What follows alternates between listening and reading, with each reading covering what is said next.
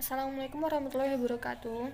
Sebelumnya kami berterima kasih kepada Bapak dosen pengampu, Pak Adita Taufik, yang telah memberikan kami tugas. Kami akan mempresentasikan hasil belajar dari kelompok kami. Saya Marsiah dengan teman saya Elsafira. Baik, selanjutnya saya akan membahas tentang biografi George Herbert Mead. George Herbert Mead adalah seorang sosiolog Amerika yang dikenal sebagai pendiri pragmatisme Amerika, pelopor teori interaksi simbolik, dan sebagai salah satu pendiri psikolog sosial kehidupan awal, pendidikan, dan karir.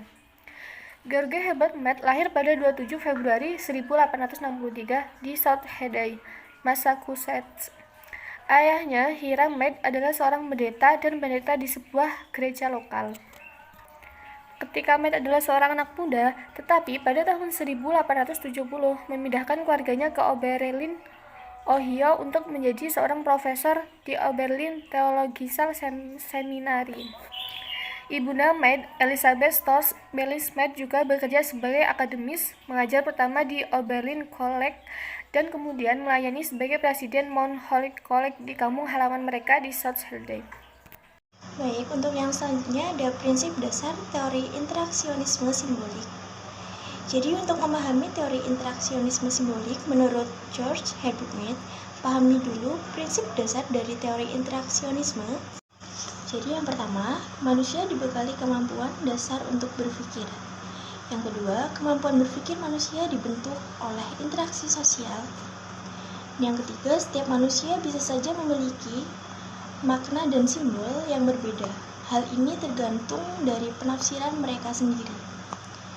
Yang keempat, makna dan simbol yang mereka miliki tersebut dapat mempengaruhi tindakan manusia dalam berinteraksi. Jadi pada intinya, manusia memiliki kemampuan berpikir dalam mempelajari simbol dan makna dalam interaksi sosial yang dapat mempengaruhi tindakan mereka. Lalu yang selanjutnya, kita masuk pada inti, yaitu pengertian teori interaksionisme simbolik menurut George Herbert Mead.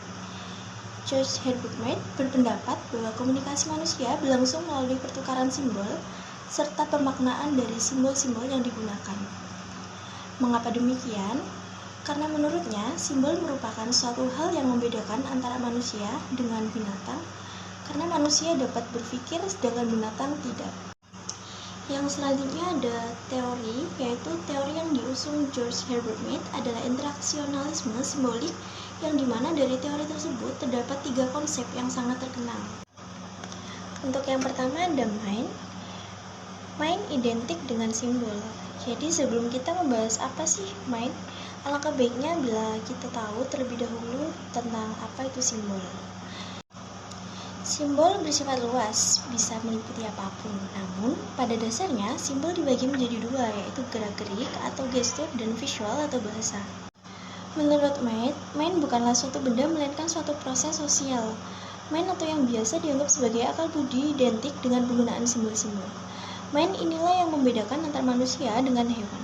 Yang selanjutnya ada self. Self memiliki sifat dinamis. Self berada di luar dari individu, namun tetap berinteraksi dengan dunia luar. Self sendiri dibagi menjadi 3, yaitu yang pertama ada play stage, yaitu tahap bermain. Tahap ini merupakan tahap awal di mana anak mulai melakukan imitasi peran yang ada di sekitar. Misalnya perempuan mengambil peran dalam bermain menjadi seorang ibu. Begitupun dengan laki-laki yang mengambil peran untuk menjadi seorang ayah. Dalam tahap ini, kadang juga anak meniru peran lain dalam bermainnya, seperti pura-pura menjadi guru atau dokter, dan lain sebagainya. Dalam tahap ini atau game stage, yaitu tahap pertandingan, anak belajar melihat orang banyak dan sesuatu yang impersonal, yaitu aturan dan norma yang berlaku di sana. Di sana, anak dituntut untuk memahami peran dirinya sendiri dan peran orang lain.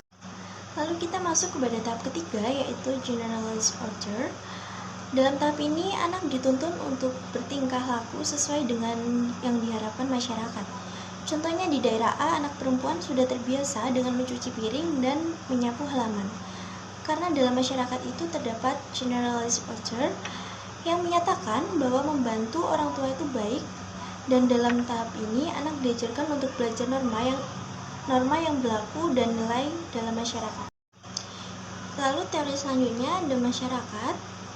Untuk masalah masyarakat atau society, dari buku yang saya baca, Mead tidak begitu mengembangkannya.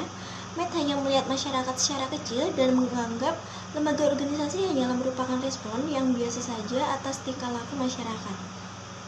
Mead hanya menyatakan bahwa masyarakat ada sebelum ada individu dan proses mental atau proses berpikir terbentuk dari masyarakat. Jadi, bagi Mead, pola interaksi dan institusi sosial ini hanya merupakan respon yang biasa terjadi dalam masyarakat. Jadi, pada dasarnya, teori interaksionisme simbolik adalah sebuah teori yang mempunyai inti bahwa manusia bertindak berdasarkan atas makna-makna, yang dimana makna tersebut didapatkan dari interaksi dengan orang lain, serta makna-makna itu terus berkembang dan disempurnakan pada saat interaksi itu berlangsung. Baik, terima kasih. Selanjutnya saya akan membahas tentang proses terbentuknya tindakan. Pendekatan yang digunakan Mead hampir sama dengan pendekatan behavioris dengan memusatkan perhatian pada rangsangan stimulus dan tanggapan respon. Yang pertama ada impuls. Impuls dorongan hati yang meliputi stimulasi spontan yang berhubungan dengan indera dan reaksi aktor terhadap rangsangan secara spontan dan tanpa berpikir. Manusia akan memberikan reaksi atas impuls. Yang kedua ada persepsi. Manusia menyelidiki dalam bereaksi terhadap rangsangan yang berhubungan dengan impuls. Manusia menyesuaikan dengan kapasitas dalam merasakan dan memahami stimulus melalui panca indera dan sebagainya. Yang ketiga ada manipulasi.